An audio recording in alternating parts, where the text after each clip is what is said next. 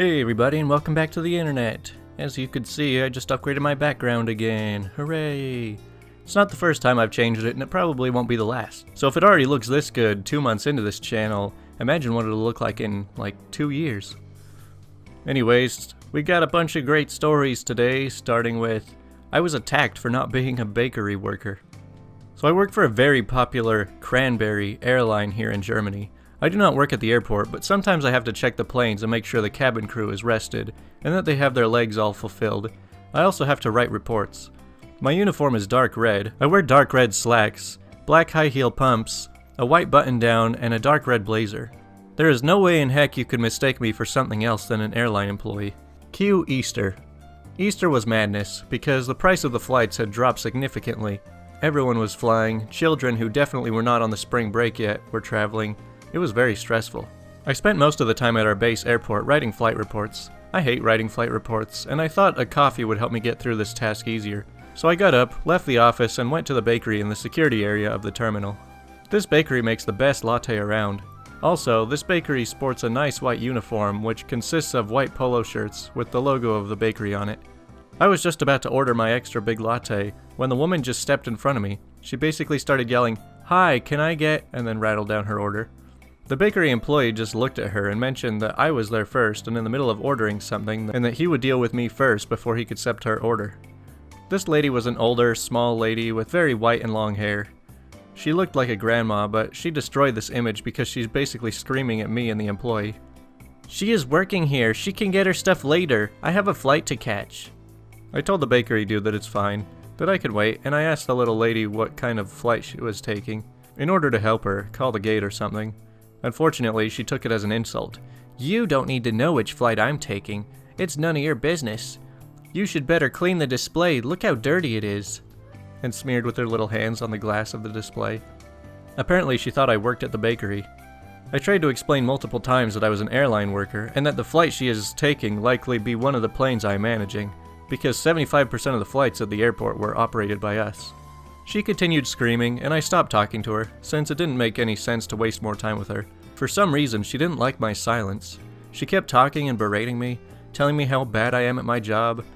I was thinking about following her to the gate to find out where she's flying to, because this lady clearly wasn't stable enough to fly, when she suddenly hit me with her luggage. To clarify, I wasn't prepared to get hit at all. Also, her luggage was heavy, and it was one of those old suitcases that was made out of metal. Security got called by the employee of the bakery, and they gave me the latte for free. This lady was actually a standby passenger on an overbooked flight, so she was definitely going to miss it.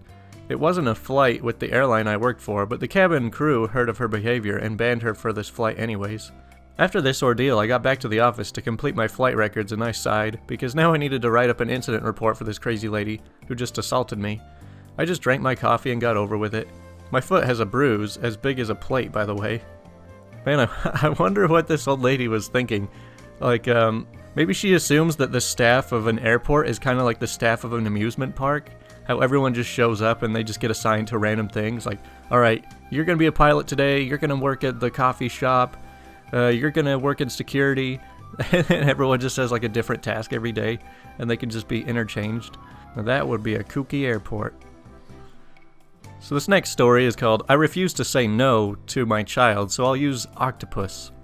A few years ago, I worked at a toy store. It's in an area where conservative meets alternative, so it's a mishmash of parenting styles and behaviors from the kids.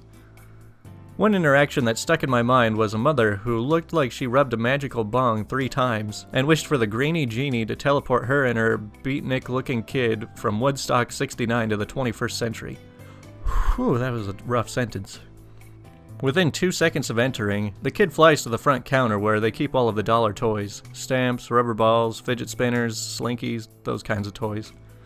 He starts pulling out a pair of wooden airplanes from the shelf and begins a pretend dogfight. The mother flips out, and I can tell she wants to take the toys off him, but is restraining herself. Instead, he just says, "Octopus, octopus," over and over again. It sounded like a command. At first, I assumed she named her kid Octopus. She was alternative, after all. However, after she then said the name Snoopy, not the real name, I realized that the kid's name was not Octopus, but we also didn't stock any aquatic animal toys where Snoopy was playing.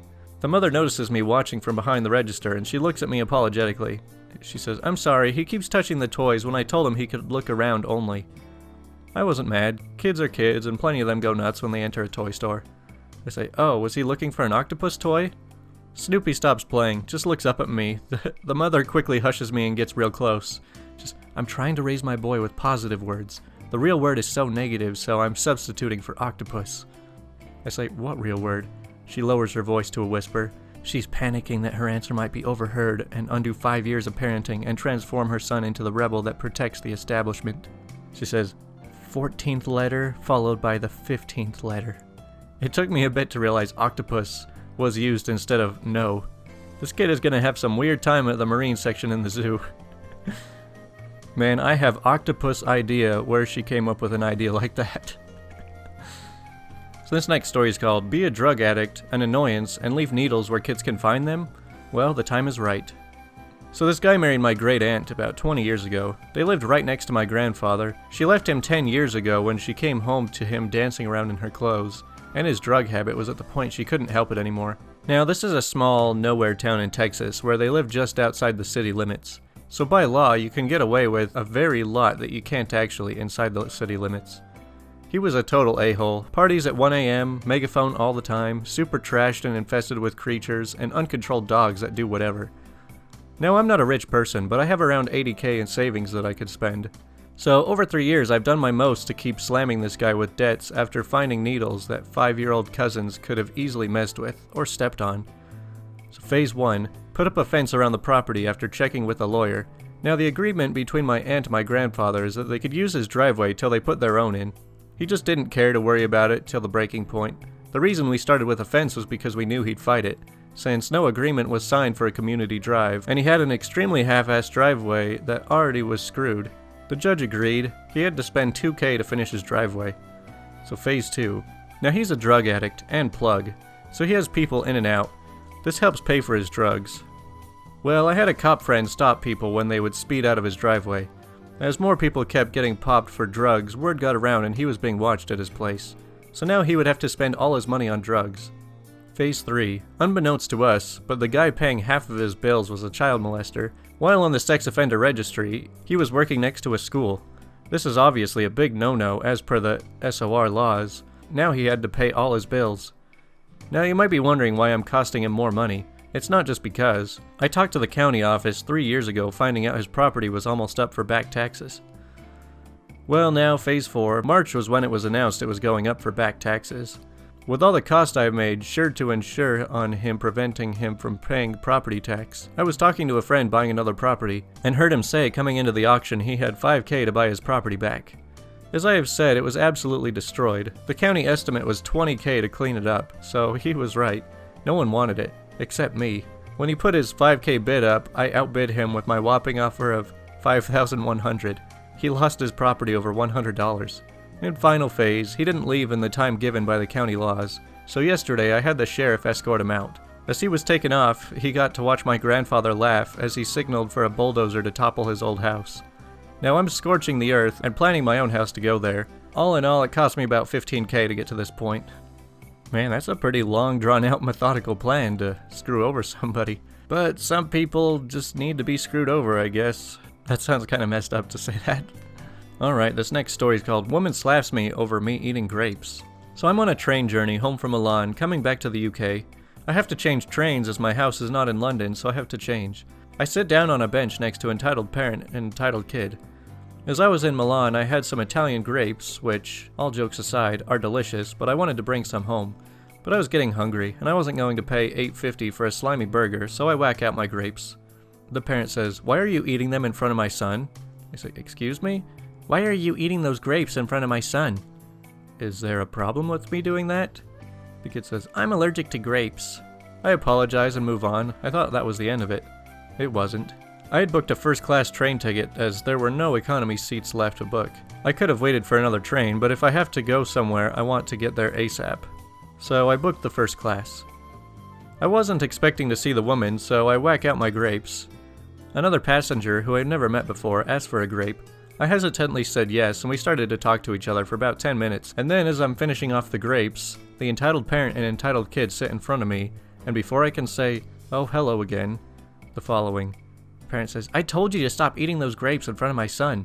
It's like, how was I meant to know you? Don't eat grapes near me again. And then the kid says, yeah, you idiot, don't do that. The passenger said, what was that for? The conductor says, everyone quiet, what's going on? Parent says, take this man off the train, he assaulted my son. Says, all of you come with me. The conductor took us to the train station office where you could see the ordeal from the moment I got off the Italian train to that second in time. Entitled Parent was redder than the shorts I was wearing. I was asked if I would like to press assault charges. That was an instant yes. The entitled parent and kid were questioned, and me, the conductor, and the passenger got back onto the train. The passenger got off in Birmingham, and I carried on my way to the north. If the passenger is reading this, you were awesome. Man, these entitled people really just highlight first world problems these days. How entitled do you have to be to walk around, like out in public, and get mad at just random people in public just doing their own thing? You don't just get to control the world around you, just because something might inconvenience you slightly. Which, I mean, even if you are allergic to grapes, it's not going to hurt you watching somebody else eat grapes. Anyways. The next story is called Guy Forces Me to Get a Boob Surgery. I'm honestly not sure how much I need to be censoring or not censoring with these, but better to be safe than sorry, so I'm just going to say boop. So first of all, I'm 26, since 2 years on a hormone therapy to change my gender from female to male. I have my hair cut down really short to a stylish male haircut. I use a binder to get a flat chest and overall wearing a comfy hoodie. I look so far pretty boyish, which makes me feel really proud. However, my voice is still really obvious female, so I was in a train that had about a 20-minute drive ahead of me. The train wasn't too full, so everybody could have gotten a good place to sit. At the next stop, this entitled stranger steps in and looks at me while I'm texting with some friends. It took me a while to realize that he was literally staring down at me. Then he suddenly pushed me on my shoulder and starts with, "Get out of my seat, this is mine." I say, no? Look, there are other seats like mine, just take those. The stranger suddenly has a big surprised expression on his face and grabs me on my arm. Wait, you were a girl, right? Why did you amputate your hair like that? I say, excuse me, what? He says, yeah, look at you. All women need to have long hair and need to look good for us men. And why don't you wear makeup? You also need a pretty dress and no pants. I say, I cannot believe that. Are you seriously believing your own words, or are you just trying to pull a prank on me? I don't need to tell you guys that I'm really socially awkward, especially around strangers, so I wasn't really able to call for help. He says, you need to learn your manners. First of all, let your hair grow and get a boob operation. There is like nothing right now on your chest. He says and tries to grab for my chest. I hold his hand with mine and start to panic, as suddenly a random nice grandpa appears. He pushes the guy away and sits down next to me. He says, sorry my grandson, the line was too long in the toilet. Did this guy disturb you? He now turns to the entitled stranger, who has no idea what's going on. So do I. The random nice grandpa says, you are rude. Leave my grandson alone, or I will call the cops. He looks so shocked, probably thinking this old man is my grandpa and that I am really a guy. Without saying anything anymore, he just walks away. Really fast. Turns out this old man was sitting with his wife right behind me in the train, and his wife told him to intervene, and he had the idea to act like he was my grandpa. Thank you, old man. You rescued me from that awkward situation. Man, was this entitled stranger like a time traveler from like the 1950s or something? Because I don't think anyone's really like that in the 21st century. I don't know, some people are just so stubborn and stuck to a rule book that they're like afraid of their entire reality being crushed. And on to the final story for today, called When an Unstoppable Force Meets an Immovable Object. I'm sure we all reading this subreddit wonder, what would happen if two Karens fought and saw the entitlement in each other? Today, ladies, gents, and potatoes, I have our answer. So I work at a Baskin-Robbins for extra cash, since I'm a broke college student. This happened about 4 hours ago. I wish I recorded it, but I value my job and don't want to get fired. So Entitled Mom 1 has 2 kids, and Entitled Mom 2 has 1 kid. So it was about 4 hours ago, and I saw Entitled Mom 1 walk in. She actually didn't look like a Karen. She seemed to be sweet, didn't have the "may I speak to your manager" haircut, but by her attitude from her waiting in line, it was clear that she was an entitled mom. She did all the basic entitled mom stuff, from asking to move to the front of the line and even trying to cut once or twice, before rolling her eyes and saying we all would never have a clue about what being a mom is and how grateful we should be. Although there was another mom in the line. However, right when Entitled Mom was behind the next guy in line, enter Entitled Mom 2. This one follows the Karen stereotype to the definition. the haircut. She had a really ugly tattoo on her left forearm of her kid's name, and she stormed right up to me, put $2 on the counter, and said, "Hurry up and make me a large cup for my kid. I don't have time for you to relax." I say, "Ma'am, this is $2. Our larges cost $5.59. She says, "Look, you don't know what being a mom is like, so make it. You're lucky I'm paying you at all. Don't make me get your manager and get you fired, because me and him are best friends." Our manager is a her, by the way. Then, before I can answer, I see Entitled Mom storm up to Entitled Mom 2 and say, "Look, I'm just going to assume you're retarded, so I'll say this slow. You don't cut people in line, especially when your kids look like that. Maybe you two should try a Subway instead."